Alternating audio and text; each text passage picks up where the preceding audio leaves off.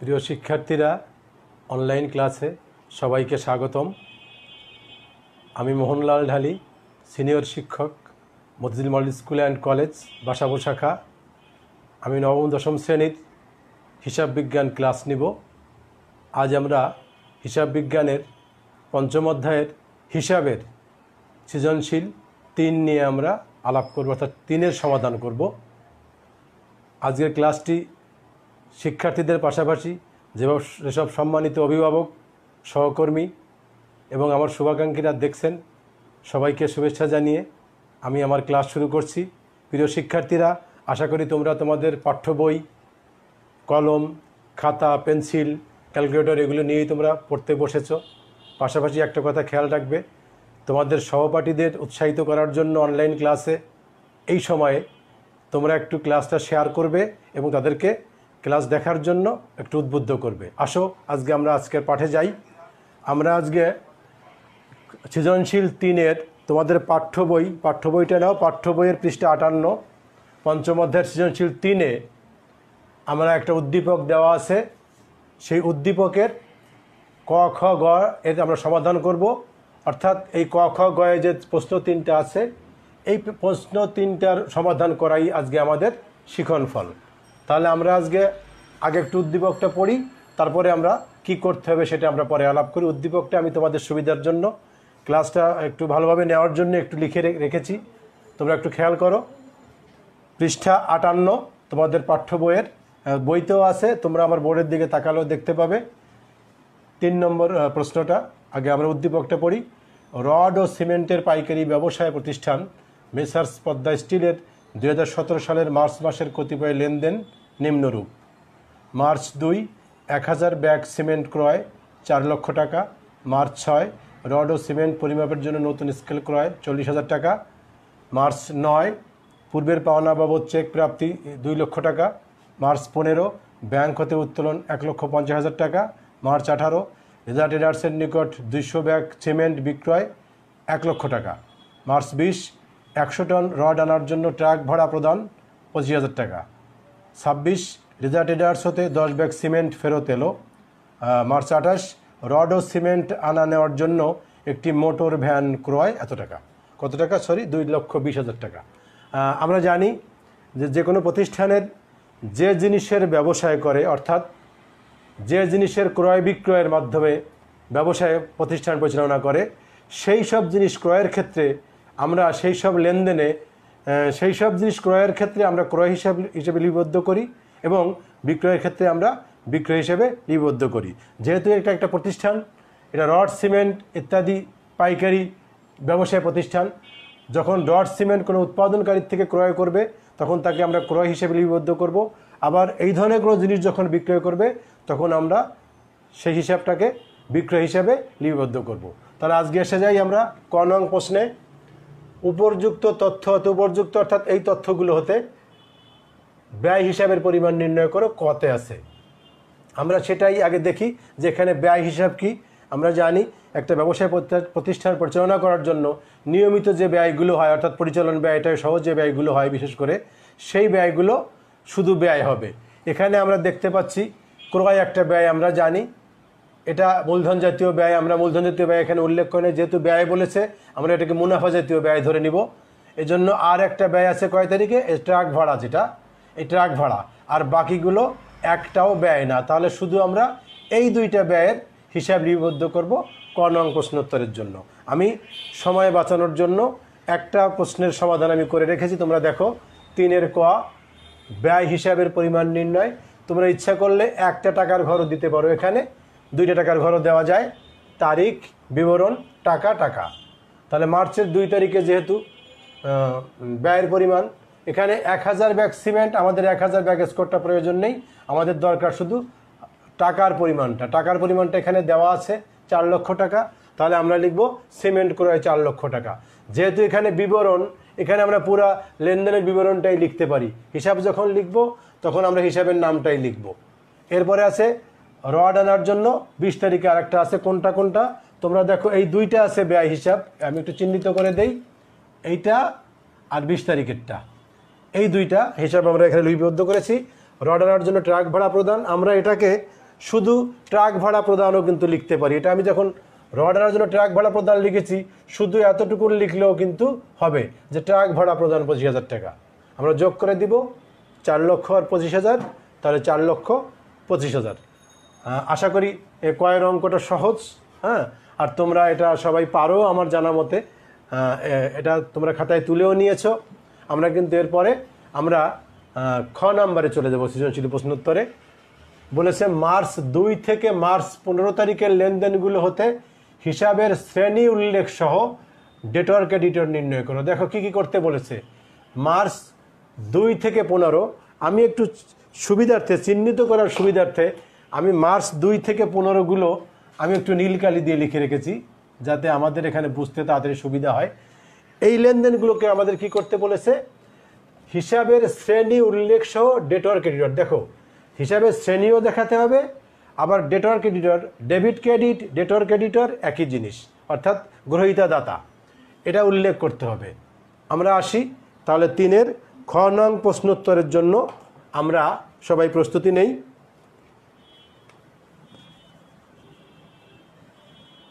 তিনের খ, তোমরা আশা করি ভালো শুনতে পাচ্ছ। শুনতে না পেলে আমরা ডিটেলস লিখতে পারি। মার্চ 2 থেকে 15 তারিখের লেনদেনগুলোর শ্রেণী উল্লেখ সহ ডেটর ক্রেডিটর নির্ণয়। তোমরা লিখতে পারো এভাবে, মার্চ 2 থেকে 15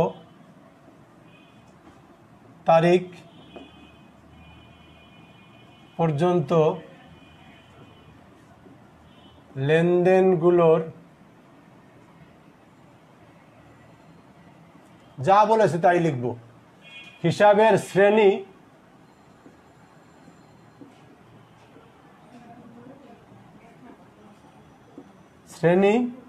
সহ বা উল্লেখ সহ আমরা দুটোই লিখতে পারি। ডেটর ক্রেডিটর নির্ণয়।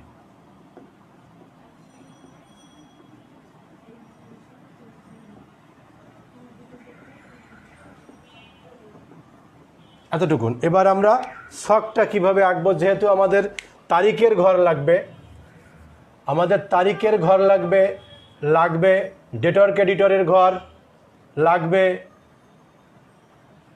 শ্রেণী হিসাবে শ্রেণীর ঘর। আর যেহেতু ডেটর ক্রেডিটর আছে, আমরা টাকার ঘরটাও আমরা কিন্তু রাখতে পারি, আমরা টাকার ঘরটাও রেখে দিতে পারি, তাতে ভালো হবে। যেহেতু ডেটর ক্রেডিটর আছে, আমরা টাকার ঘরটাও রাখি। অর্থাৎ তাহলে আমরা আর একটা ঘর বৃদ্ধি করি এখানে। প্রথম যেহেতু ডেবিট ক্রেডিট বা ডেটর ক্রেডিটর, আমরা ডেটর ক্রেডিটরের ঘরটা আঁকি এখানে। আর যেগুলো আছে আমরা এগুলোতেই আমরা লিখতে পারবো যা যা প্রয়োজন।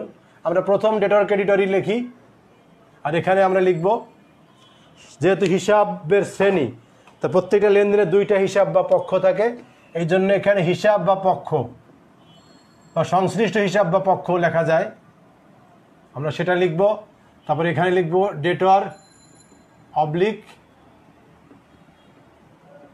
ক্রেডিটর, এটা টাকার ঘরই থাক। আর পরে আমাদের যেহেতু বলেছে হিসাবের শ্রেণী, এখানে হিসাবের শ্রেণী, তোমরা হিসাবের শ্রেণী তো আগেই শিখেছ। হিসাবের শ্রেণী 5 প্রকার হিসাব: সম্পদ, দায়, মালিকানা সত্ত্ব, আয় ব্যয়। আর ডেটর ক্রেডিটর নিয়মটা আমরা আগেই জানি যে সম্পদ আর ব্যয় বৃদ্ধি পেলে ডেবিট হয়, হ্রাস পেলে ক্রেডিট হয়। দায়, মালিকানা সত্ত্ব, আয় বৃদ্ধি পেলে ক্রেডিট হয়, হ্রাস পেলে ডেবিট হয়। আমরা সেই নিয়ম অনুযায়ী হিসাবের ডেবিট ক্রেডিট নির্ণয় করব এবং শ্রেণী বিভাগ করব। আমরা চলে যাই তাহলে 2 তারিখের লেনদেনটায় যাই আমরা প্রথম। আর আমরা যেহেতু হিসাব যখন লিপিবদ্ধ করব, প্রথমে কিন্তু আমরা সব সময় ডেবিটটা আগে লিখব, ক্রেডিটটা পরে লিখব এবং তারিখের ক্রমানুযায়ী লিখব। অর্থাৎ প্রথম 2, তারপরে 6, তারপরে 9, তারপরে 15। আসি প্রথম লেনদেনটা 1000 ব্যাগ মার্চ 2, এটা তো আমাদের লাগবে, এটা লেখাই আছে। মার্চ 2 1000 ব্যাগ সিমেন্ট ক্রয় 4 লক্ষ টাকা। এখানে আগে আমাদের ডেবিট ক্রেডিট নির্ণয় করতে হবে। ক্রয় সিমেন্ট ক্রয়, যেহেতু রড সিমেন্টের ব্যবসায়ী, সিমেন্ট ক্রয় যেহেতু বিক্রয়ের উদ্দেশ্যে ক্রয় করেছে, তাহলে এটা ক্রয় হিসাব একটা। ব্যয় বৃদ্ধি পেলে ডেবিট হয়। তোমরা একটা জিনিস মনে রাখবে, পণ্য বিক্রয়ের উদ্দেশ্যে ক্রয় করা হলে বাকিতে, নগদে, চেকের মাধ্যমে যে কোনোভাবে ক্রয় করা হোক, ব্যয় বৃদ্ধি পায়, ক্রয় হিসাব ডেবিট হবে। তাহলে এখানে কি হবে, ক্রয় হিসাব, হিসাবের নাম একটা হবে ক্রয় হিসাব। ডেবিট বা ডেটর তোমরা দুটোই লিখতে পারো। যেহেতু টাকার ঘর রেখেছি আমরা টাকাটাও লিখব 4 লক্ষ টাকা। হিসাবের শ্রেণী এটা আমরা জানি, এটা ব্যয়। হিসাবের শ্রেণীতে ক্রয়, এটা ব্যয়। আর বিনিময়ে কি ব্যবসা থেকে কি চলে গেছে? নগদ টাকা। নগদ টাকা চলে গেলে কি হয় আমরা জানি। আমরা নগদ টাকা চলে গেলে, সম্পদ কমে গেলে আমরা জানি যে নগদান হিসাব ক্রেডিট হয়। যেহেতু সম্পদ হ্রাস পেয়েছে এই জন্য নগদান হিসাব ক্রেডিট। এটা হবে নগদান হিসাব ক্রেডিট। আর ক্রেডিটর একই জিনিস, তোমরা যেভাবে লিখবে সেটাই হবে। এটা ক্রেডিট, টাকা একই হবে। আর নগদান হিসাবটা হিসাবে শ্রেণী বিভাগে আমরা জানি নগদ টাকা এটা সম্পদ। একটা লেনদেনের হিসাবের শ্রেণী সহ ডেটর ক্রেডিটর নির্ণয় হয়ে গেল। অনেকে কিন্তু আগে হিসাবে শ্রেণী আনতে পারো, পরে ডেটর ক্রেডিটর, পরে টাকা নিতে পারো। আবার অনেকে টাকার ঘরটা না দিলেও তাকেও নাম্বার কম দিবে না, সেও পূর্ণ নম্বর পাবে। তবে যেহেতু ডেবিট ক্রেডিট আছে এজন্য আমরা টাকার ঘরটা দিলে বেশি ভালো হবে। আসি এবার মার্চ 6। মার্চ 6 তারিখে লেনদেনটা আমরা পড়ি। রড ও সিমেন্ট পরিমাপের জন্য নতুন স্কেল ক্রয়। আমরা যে স্কেল দিয়ে স্কেলিং করি এটা সেই স্কেল না। এটা জানো যে বেশ ওজনের কোনো জিনিস, অর্থাৎ রড, বিশেষ করে রড টন, কয়েক টন একসঙ্গে, 50 টন 100 টন একসঙ্গে মাপা যায় এমন এক ধরনের পরিমাপক যন্ত্র আছে যাকে স্কেল বলে। এটা কিন্তু একটা কি বলবো, এটা একটা আমরা স্কেলটা কিসের মধ্যে পড়েছিলাম? অফিস সরঞ্জাম। অর্থাৎ এগুলো আমরা ল্যাপটপ, তারপরে এসি, এগুলোর জন্য আমরা অফিস সরঞ্জামের মধ্যে এটা অন্তর্ভুক্ত করি। এটাও এক ধরনের সম্পদ। তাহলে এটা ক্রয় করা হয়েছে, অফিস সরঞ্জাম ক্রয় করা হয়েছে। অফিস সরঞ্জামটা সম্পদ। ব্যবসায় কি এসেছে? এটা হচ্ছে সম্পদ। চলে গেছে কি ব্যবসা থেকে? চলে গেছে নগদ টাকা, সেটাও সম্পদ। আমরা জানি ডেবিট ক্রেডিট নির্ণয়ের নিয়মে সম্পদ বৃদ্ধি পেলে ডেবিট হয়, সম্পদ হ্রাস পেলে ক্রেডিট হয়। তাহলে তোমরা বুঝে গেছো কোন সম্পদটা বৃদ্ধি পেয়েছে। তোমরা জানো যে এখানে অফিস সরঞ্জাম সম্পদটা বৃদ্ধি পেয়েছে। তাহলে আমরা লিখব অফিস সরঞ্জাম হিসাব ডেবিট।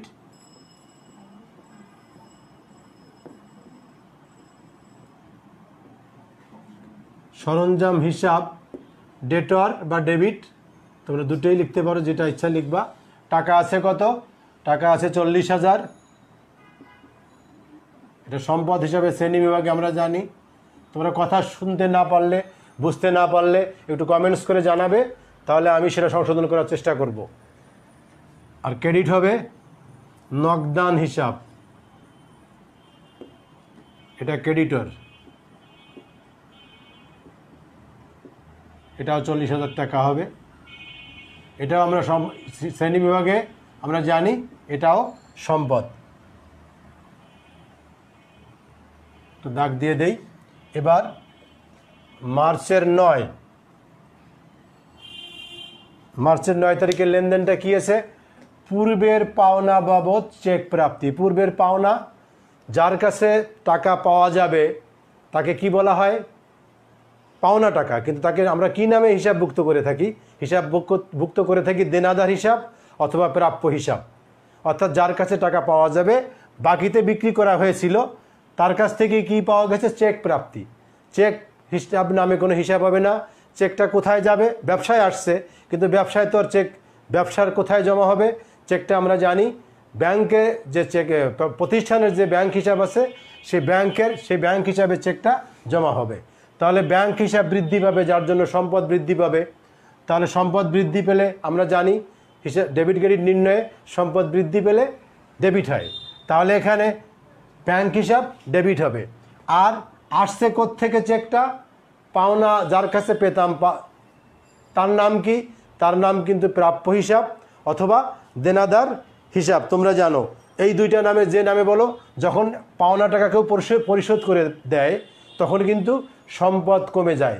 যখন বাকিতে বিক্রি করা হয়, প্রাপ্য হয় টাকাটা, দেনাদার বা প্রাপ্য হিসাব, তখন সম্পদ বৃদ্ধি পায়। এজন্য আমরা বাকিতে বিক্রয়ের ক্ষেত্রে আমরা প্রাপ্য হিসাব বা দেনাদারকে ডেবিট করি। আবার যখন সেই প্রাপ্য টাকা বা দেনাদার যখন পাওনা পরিশোধ করে তখন আমাদের সম্পদ, ওই সম্পদটা, দেনাদার সম্পদটা কমে যায়। সেজন্য আমরা প্রাপ্য হিসাব বা দেনাদার হিসাবকে ক্রেডিট করব। তাহলে কি দাঁড়াবে লেনদেনটা? ব্যাংক হিসাব ডেবিট,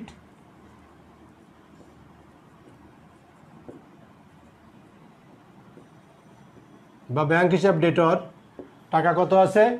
2 লক্ষ টাকা। দুইটাই সম্পদ। আর দেনাদার বা প্রাপ্য হিসাব, যে নামে দুইটার যে কোনো নাম লিখতে পারো, দেনাদার বা প্রাপ্য হিসাব, এটা ক্রেডিটর। আর তোমরা জানো দেনাদারের 3-4টা নাম আছে, দেনাদার হিসাব, প্রাপ্য হিসাব, পাওনা হিসাব এবং বিক্রয় খতিয়ানের জের। তোমাদের বলেছি যে একই হিসাবে যে একাধিক নাম আছে, এটা নিয়ে আমি তোমাদের জন্য সুস্থ থাকলে আগামীতে একটা ক্লাসই নিব, যাতে তোমরা বুঝতে পারো। তাহলে আমরা এটা দেনাদার হিসাব ক্রেডিটর, টাকা লিখব 2000। এটাও শ্রেণী বিভাগে সম্পদ হিসাব। আমরা স্কেল দিয়ে তোমরা আরেকটা দাগ টেনে দিবে। এরপরে আছে মার্চ 15 তারিখে কি আছে? ব্যাংক হতে উত্তোলন। এইটা কিন্তু একটা জিনিস খেয়াল রাখতে হবে। ব্যাংক হতে উত্তোলন 1,50,000 টাকা। উত্তোলন করে টাকাটা কোথায় আসছে? এখানে কিন্তু ব্যাংক হতে উত্তোলন, এটা কিন্তু মালিকের ব্যক্তিগত প্রয়োজনে নয়। এই উত্তোলনটা কিন্তু ব্যাংক থেকে উত্তোলন বা ব্যাংক থেকে অফিস প্রয়োজনে উত্তোলন, ব্যাংক হতে উঠানো হলো, এই সব লেনদেনগুলো দ্বারা সবই ব্যবসায় টাকাটা আসতেছে, এটা বোঝায়।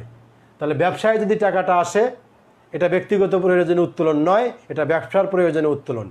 তাহলে ব্যবসায় নগদ টাকা এসেছে। আমরা জানি যে কোনো জায়গা থেকে হোক নগদ টাকা ব্যবসায় আসলে নগদান হিসাব ডেবিট হয়, সেজন্য নগদান হিসাব ডেবিট হবে, সম্পদ বৃদ্ধি পেয়েছে। আর ব্যাংক থেকে যখন উত্তোলন করা হলো তখন ব্যাংক সম্পদ হ্রাস পাবে।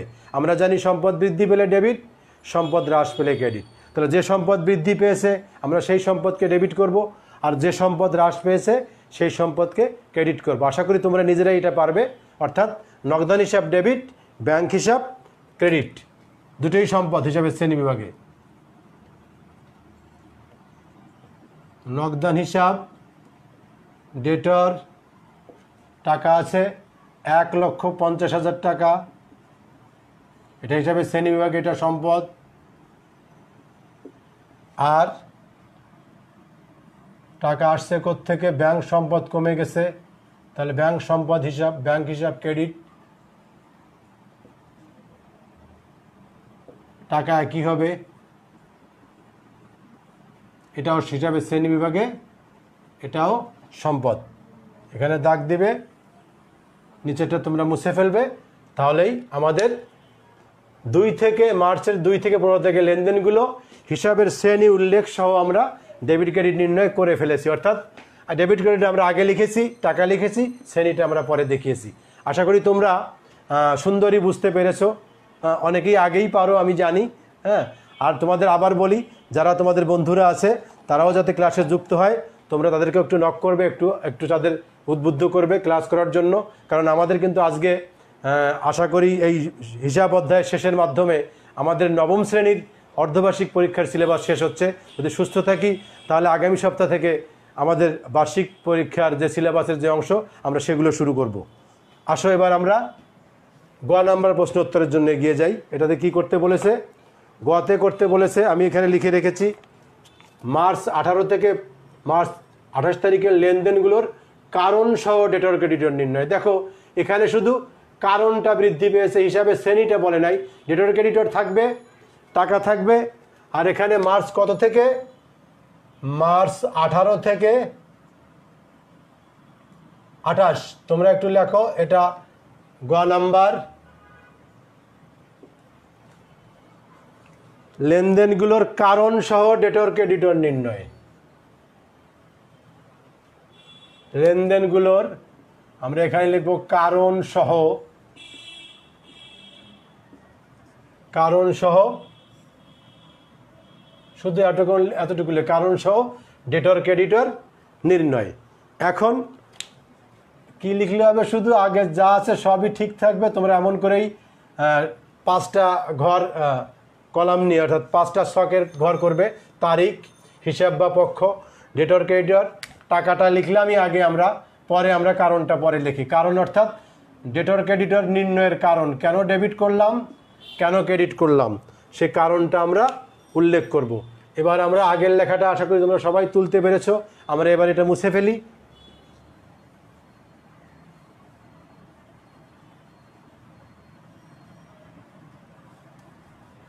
আমি একটু সময় বাঁচানোর জন্য আমার যতটুকুন প্রয়োজন আমি অতটুকুন লিখে দিচ্ছি। তোমরা নতুন একটা পৃষ্ঠায় আশা করি তোমরা ঘর করতেছো, ঘর করে তোমরা লিখবে, ছক এঁকে তোমরা লিখবে, কারণ তোমাদের এগুলো তোমাদের সবই চেঞ্জ করতে হবে। আমি যতক্ষণ এটা আমি ঠিক করতেছি তোমরাও তোমাদের খাতায় ছকগুলো এঁকে ফেলো।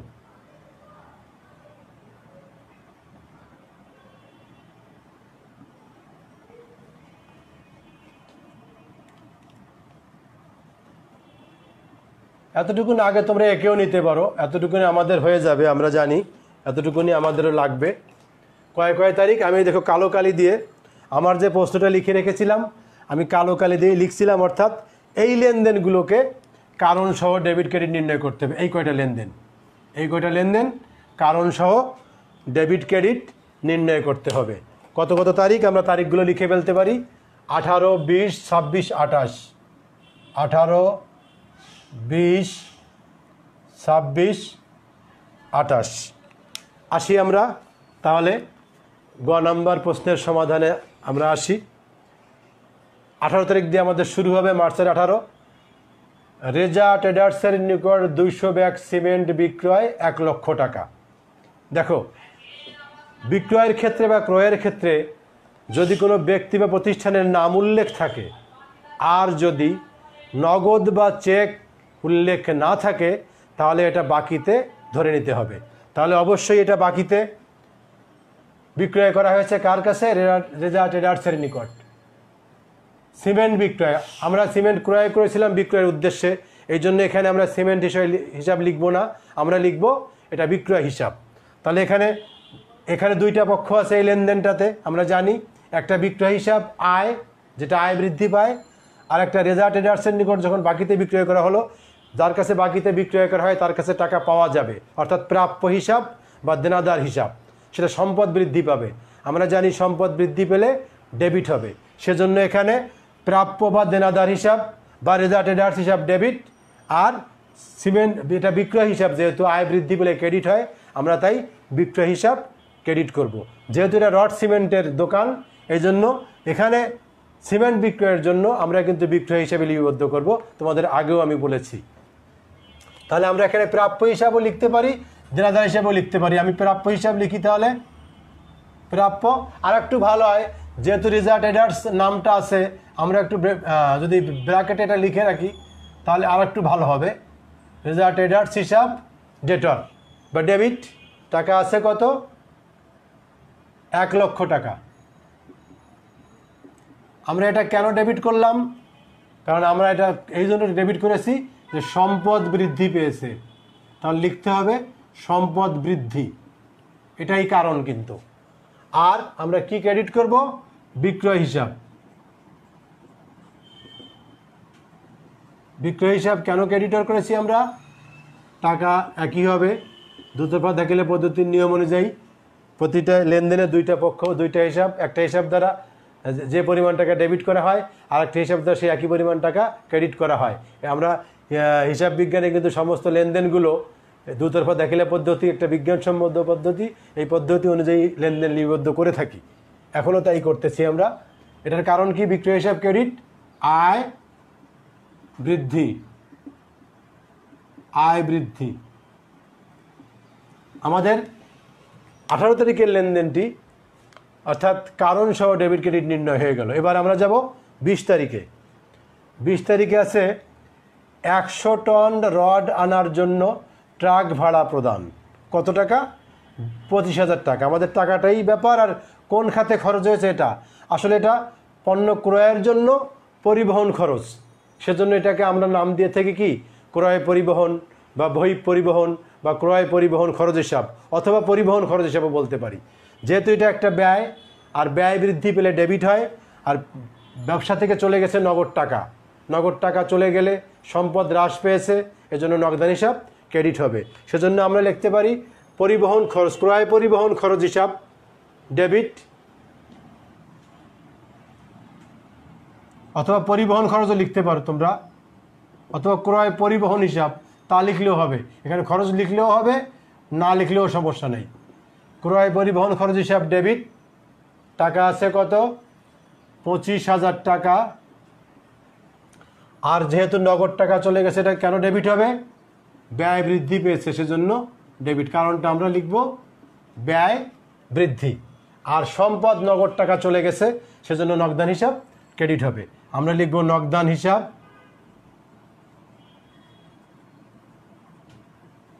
ক্রেডিটর 25,000 টাকা। এটা কেন ক্রেডিট করেছি নগদান হিসাব?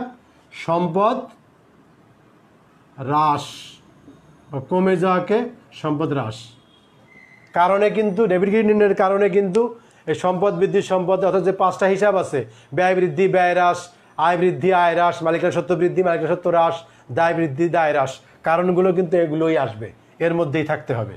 এবার আমরা আসি, এবার 26 তারিখের রেজা ট্রেডার্স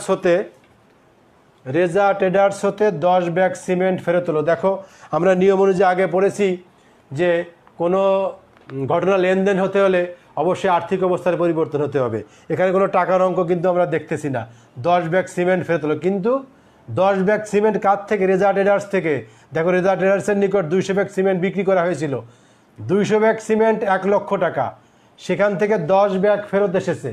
তাহলে 1 ব্যাগের দাম কত হবে, 10 ব্যাগের দাম কত হবে? আমাদের 10 ব্যাগের দাম আগে নির্ণয় করতে হবে। আমরা জানি 200 দিয়ে যদি 1 লক্ষকে ভাগ দেই তাহলে কত হবে? সম্ভবত 500 টাকা হবে। 500 টাকা, হ্যাঁ 2টা শূন্য চলে গেল 2, হ্যাঁ 500 টাকা 1 ব্যাগ সিমেন্টের দাম। তাহলে 10 ব্যাগ সিমেন্ট ফেরত আসলে তার দাম হবে 5,000 টাকা। তাহলে অবশ্যই এখানে আর্থিক অবস্থার পরিবর্তন হচ্ছে, অর্থাৎ যেখানে আমরা বিক্রয় করেছিলাম সেখান থেকে আমাদের বিক্রয় কমে গেল কত টাকার? 5,000 টাকার। এজন্য এটা একটা লেনদেন, সেজন্য হিসাবভুক্ত করতে হবে। এবং বিক্রয় করা পণ্য ফেরত এসেছে, তাহলে বিক্রয় করলে যেমন আয় বৃদ্ধি পায়, বিক্রিত পণ্য ফেরত আসলে আয় হ্রাস পায়, এবং একটা হিসাব হবে বিক্রয় ফেরত হিসাব। তাহলে আয় বৃদ্ধি পেলে ক্রেডিট, আর এখানে আয় হ্রাস পেয়েছে ফেরত আসার জন্য, এই জন্য বিক্রয় ফেরত হিসাব হবে ডেবিট। আর কোথা থেকে ফেরত এসেছে? রেজা ট্রেডার্স হতে। রেজা ট্রেডার্সকে প্রাপ্য বা দেনাদার যখন পণ্য ফেরত দেয় তখন কিন্তু দেনাদার কমে যায়, অর্থাৎ সম্পদ হ্রাস পায়। সেজন্য দেনাদার বা প্রাপ্য হিসাব বা রেজা ট্রেডার হিসাব ক্রেডিট হবে। তাহলে আমরা লিপিবদ্ধ করে ফেলি। বিক্রয় ফেরতের অনেকগুলো নাম আছে, বিক্রয় ফেরত বা তোমরা আন্তঃফেরতও লিখতে পারো। যেটা টাকাটা তোমরা নির্ণয় করবে, কিন্তু আগের এই 18 তারিখের লেনদেন দেখে 200 দিয়ে 1 লক্ষকে ভাগ দিলে 1 ব্যাগ সিমেন্টের দাম 500 টাকা হবে, সেই 500 দিয়ে 10কে গুণ করলে 5,000 টাকা হবে। তাহলে 5,000 টাকা বিক্রয় ফেরত হিসাব ডেবিট কেন হয়েছে? আয় হ্রাস।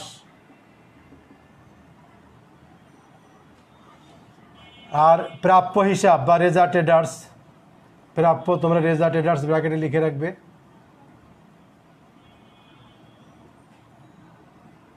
ক্রেডিটর, এটা কি? সম্পদ কমে গেছে, যখন বিক্রিত পণ্য ফেরত আসে দেনাদার থেকে টাকা তখন কমে যায়, প্রাপ্য কমে যায়। প্রাপ্য কমে যাওয়া অর্থাৎ সম্পদ কমে যাওয়া। তাহলে এখানে কারণ লিখবো আমরা সম্পদ হ্রাস।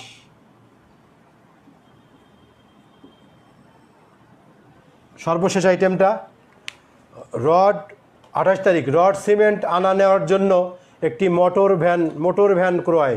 মোটর ভ্যানটা একটা সম্পদ, যন্ত্রপাতি যেমন সম্পদ, গাড়ি ঘোড়াও সম্পদ, মোটর ভ্যানও সম্পদ। এখানে এক সম্পদ বৃদ্ধি পেয়েছে আর বিনিময়ে নগদ টাকা চলে গেছে, আর এক সম্পদ হ্রাস পেয়েছে।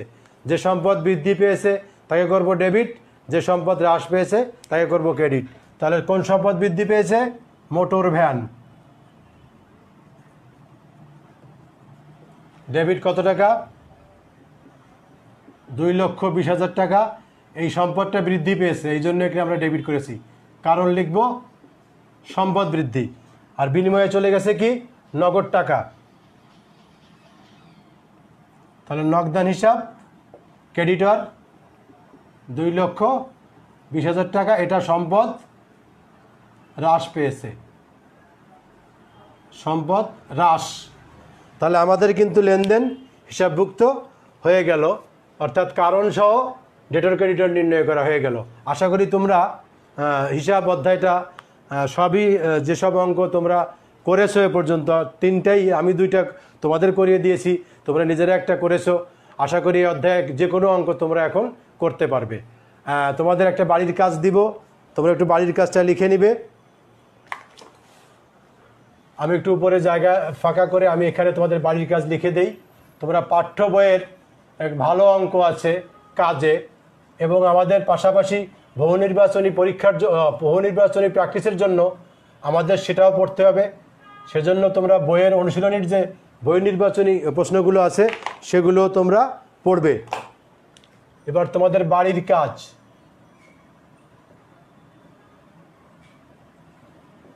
বাড়ির কাজ পৃষ্ঠা 56 পৃষ্ঠার পাঠ্য বইয়ের 56 পৃষ্ঠার কাজ, পাঠ্য বই এর পৃষ্ঠা 56 এর কাজ। দেখো কাজ, এই কাজের তোমরা সমাধান করবে, যেটা করতে বলেছে সেটা করবে তোমরা। পাশাপাশি পঞ্চম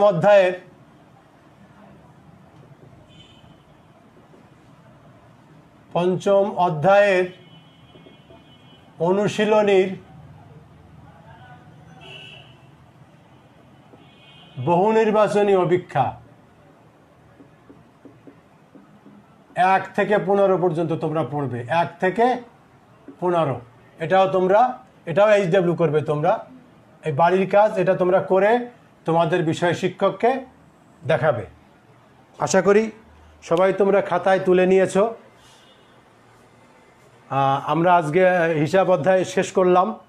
যদি সুস্থ থাকি তাহলে আগামী সপ্তাহে আবার আমার প্রতি শনিবার রবিবার 5টায় হিসাব বিজ্ঞান ক্লাস থাকে। আমরা বার্ষিক পরীক্ষার সিলেবাসের নতুন অধ্যায় নিয়ে আসব। এতক্ষণ যারা আমার ক্লাসটা দেখেছো সব শিক্ষার্থীরা, আশা করি তোমরা স্বাস্থ্যবিধি মেনে বাসাতে নিরাপদে সুস্থ সুন্দর আছো সবার সাথে। আর অন্যান্য যারা যেসব শুভাকাঙ্ক্ষী সম্মানিত অভিভাবক এতক্ষণ ধৈর্য ধরে আমার ক্লাসটা দেখছেন এবং যারা পর্যবেক্ষণ করছেন, সবাইকে নমস্কার জানিয়ে আমি আজকের মতো বিদায় নিচ্ছি।